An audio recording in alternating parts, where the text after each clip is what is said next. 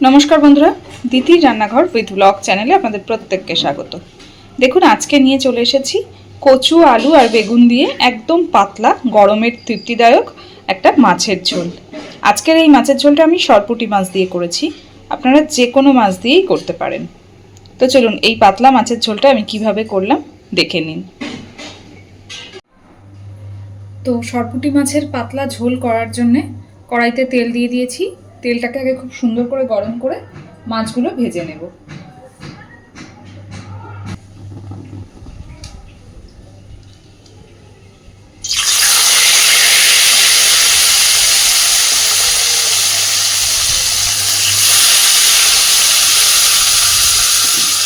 तो माछगुलोके आगे सुंदर करे लाल लाल करे भेजे नेब। देखुन माछगुलोके आमि सुंदर करे भेजे निয়েছি। एबार माछगुलो तुले निচ্ছি।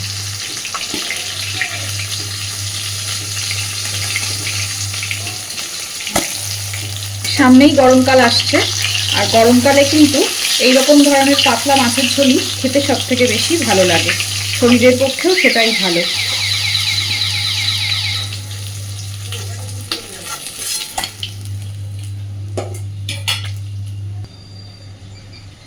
আজকের এই রান্নাটা আমি সরপুঁটি মাছ দিয়ে করছি, আপনারা যে কোনো মাছ দিয়ে এই ঝোলটা করতে পারেন, তবে জ্যান্ত মাছ হলে বেশি ভালো হয়।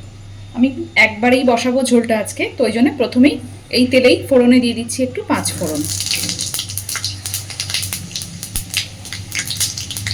এইবার কেটে রাখা আলু বেগুন আর কচুটা একসাথে দিয়ে দেবো।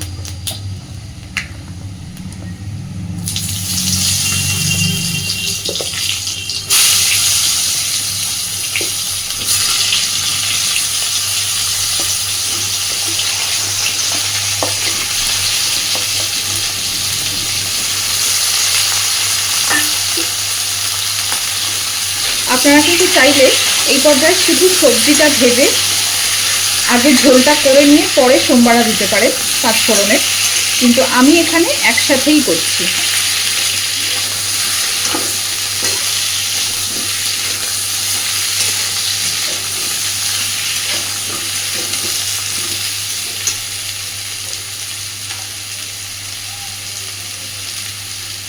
দিচ্ছি লবণ,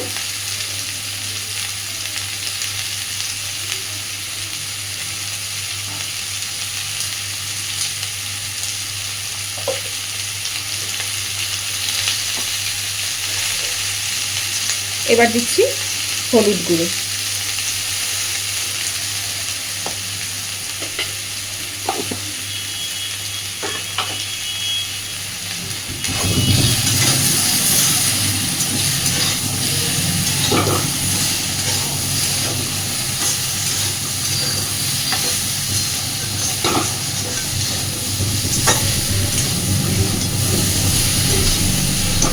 সুন্দর করে সবজিগুলো এবার একটু ভেজে নেব। দেখুন সবজিগুলো সুন্দর করে একটু ভেজে নিয়েছি, আলু বেগুন কাঁচকলা সবই মোটামুটি একটু ভাজা হয়ে গেছে। এইবার আমি এর মধ্যে দিয়ে দিচ্ছি ধনে গুঁড়ো। আমি এখানে মশলার মধ্যে শুধু ধনে গুঁড়ো ব্যবহার করছি, আপনারা চাইলে এর সাথে জিরের গুঁড়োও দিতে পারেন, কিন্তু এখানে এই মাছের ঝোলটাতে শুধু ধনের গুঁড়ো দিলেই খেতে বেশি ভালো হয়। আর সঙ্গে সঙ্গে দিয়ে দিচ্ছি একটু জল।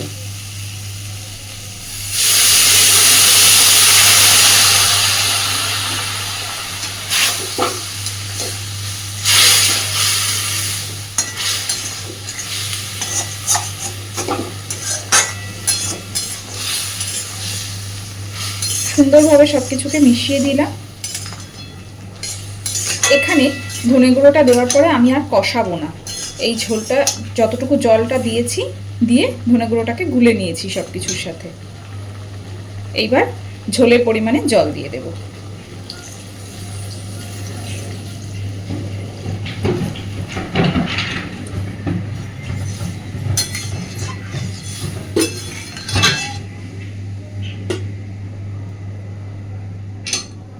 আলু আর কচুটা সিদ্ধ হতে একটু সময় নেবে, ওই জন্য এখানে জলের পরিমাণটা একটু বেশি ব্যবহার করলাম। এইবার সবকিছু যাতে খুব ভালোভাবে সিদ্ধ হয়ে যায় আমি ঝোলটা ঢেকে দিচ্ছি। ঢেকে দিয়ে মিনিট 5 এইভাবেই ফুটতে দেব। দেখুন ঝোল সুন্দরভাবে ফুটতে শুরু করেছে। এই পর্যায়ে আমি কয়েকটা কাঁচা লঙ্কা চিড়ে এর মধ্যে দিয়ে দিচ্ছি।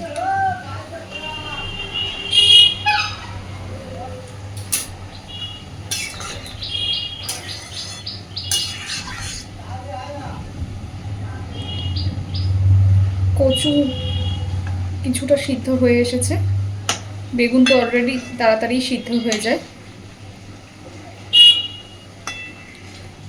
আলুও বেশ অনেকটাই সিদ্ধ হয়ে গেছে। আরও খানিকক্ষণ ভালোভাবে এটাকে ফুটিয়ে নেব যাতে সব কিছুই সুন্দর করে সিদ্ধ হয়ে যায়। দেখুন সব কিছু সুন্দরভাবে ফুটেও গেছে, সিদ্ধও হয়ে গেছে।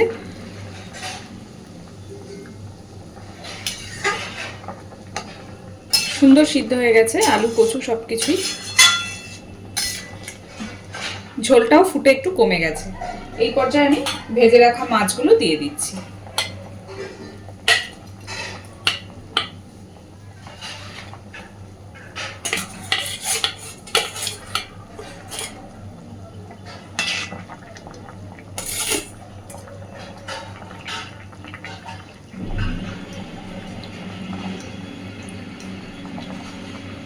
মাছগুলো দিয়ে আরো খানিকক্ষণ একটু ফুটিয়ে নেব।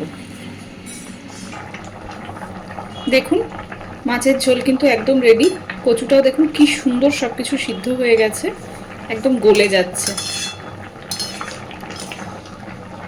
আজকে ঝোলটা আমি এরকম পাতলাই রাখবো, তাই জন্যে জলের পরিমাণটাও একটু বেশিই ব্যবহার করেছিলাম।